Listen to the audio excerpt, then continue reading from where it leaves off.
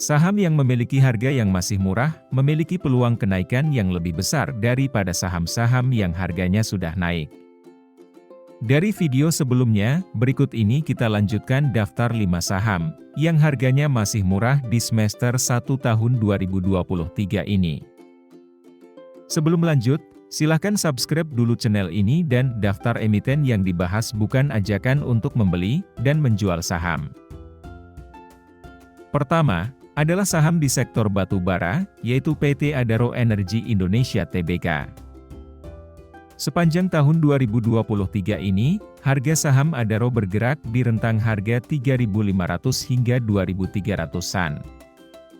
Dan sudah turun sebanyak 34,23%, dengan level tertingginya sempat menyentuh di harga 3.500 per lembar saham. Pada laporan kuartal 1 tahun 2023 ini, pendapatan Adaro masih mengalami peningkatan, meskipun terjadi penurunan harga batu bara dunia. Adaro mencatatkan pendapatan sebesar 27,5 triliun dan laba bersih sebesar 9,9 triliun. Adaro masih mengalami pertumbuhan dari kuartal 1 di tahun 2022 lalu.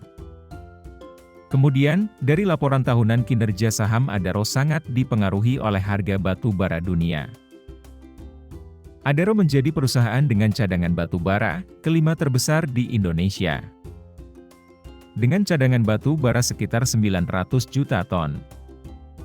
Kemudian, dengan kemampuan produksi sekitar 50 hingga 60 juta ton per tahun, potensi saham Adaro setidaknya dalam 5 tahun ke depan, akan masih mencatatkan laba bersih, dan membagikan dividen kepada para investornya. Dari data keterbukaan informasi, PT Adaro Strategic Investment sebagai pengendali memiliki sebesar 43,91%. Kemudian, Garibaldi Thohir sebagai direksi tercatat memiliki sebanyak 6,18%. Kemudian dari jumlah saham yang bisa diperdagangkan kita bagi menjadi 3 besar kelompok investor, yaitu investor asing memiliki sebesar 19,2%, investor institusi memiliki sebesar 59,4%, dan investor retail memiliki sebanyak 21,3%.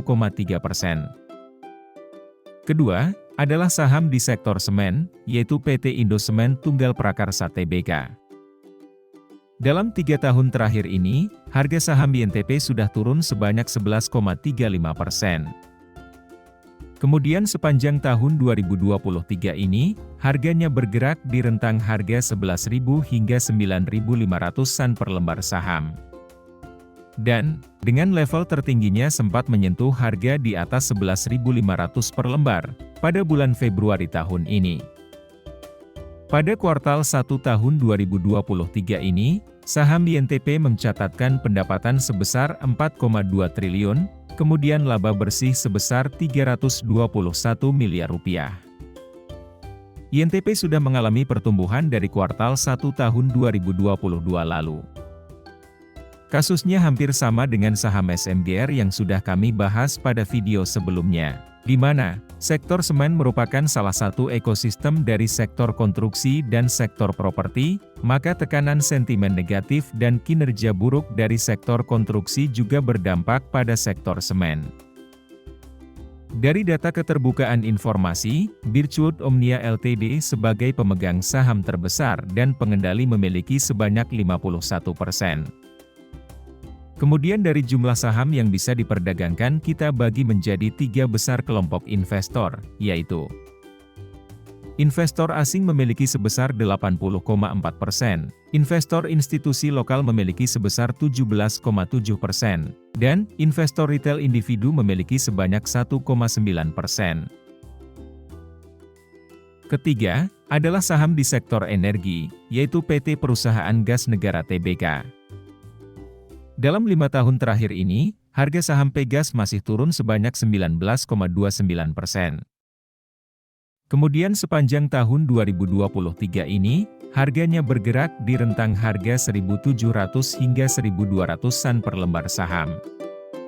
Dan, dengan level tertingginya sempat menyentuh harga di atas 1.700 per lembar pada bulan Januari tahun ini. Pada kuartal 1 tahun 2023 ini, saham Pegas mencatatkan pendapatan sebesar 13,9 triliun, kemudian laba bersih sebesar 1,76 miliar rupiah. Laba bersih Pegas mengalami sedikit penurunan dari kuartal 1 tahun 2022 lalu, namun masih tetap bertumbuh selama 5 tahun terakhir.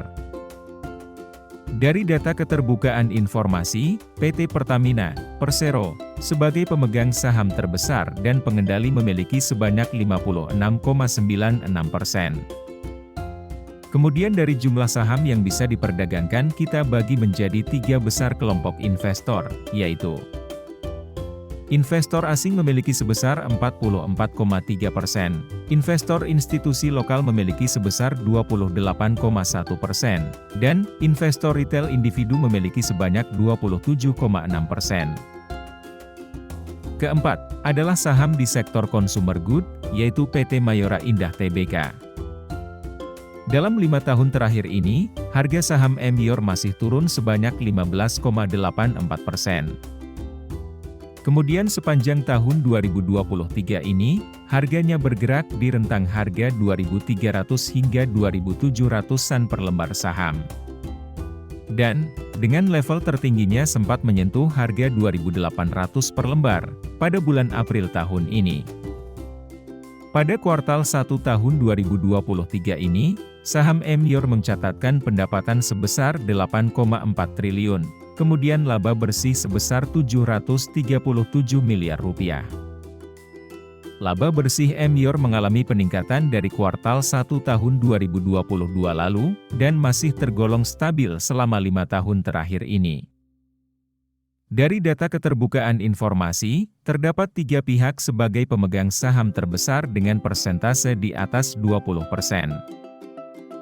Dengan kepemilikan terbesar adalah, Unita Branindo sebanyak 32,93%.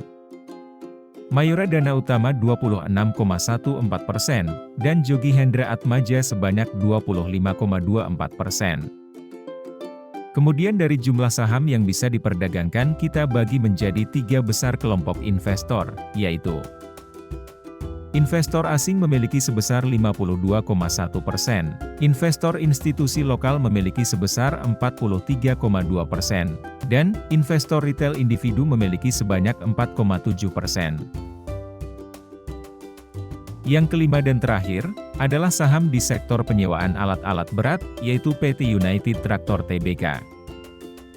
Dalam 5 tahun terakhir ini, harga saham UNTR masih turun sebanyak 26,93%.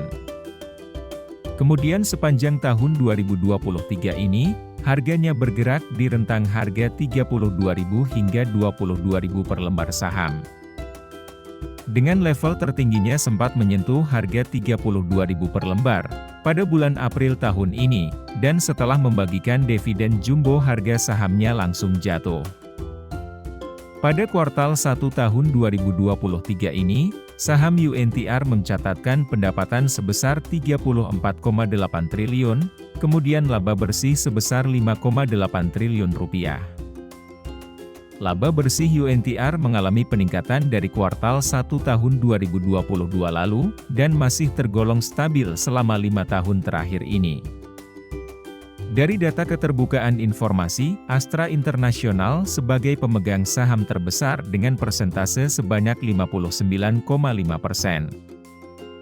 Kemudian dari jumlah saham yang bisa diperdagangkan kita bagi menjadi 3 besar kelompok investor, yaitu investor asing memiliki sebesar 61,9%, investor institusi lokal memiliki sebesar 28,1%, dan investor retail individu memiliki sebanyak 10% saja.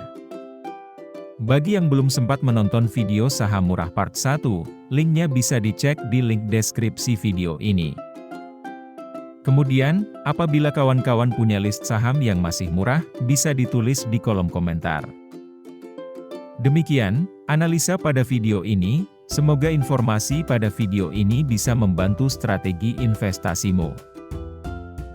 Terima kasih sudah menonton, dan sampai jumpa lagi pada video analisa saham selanjutnya.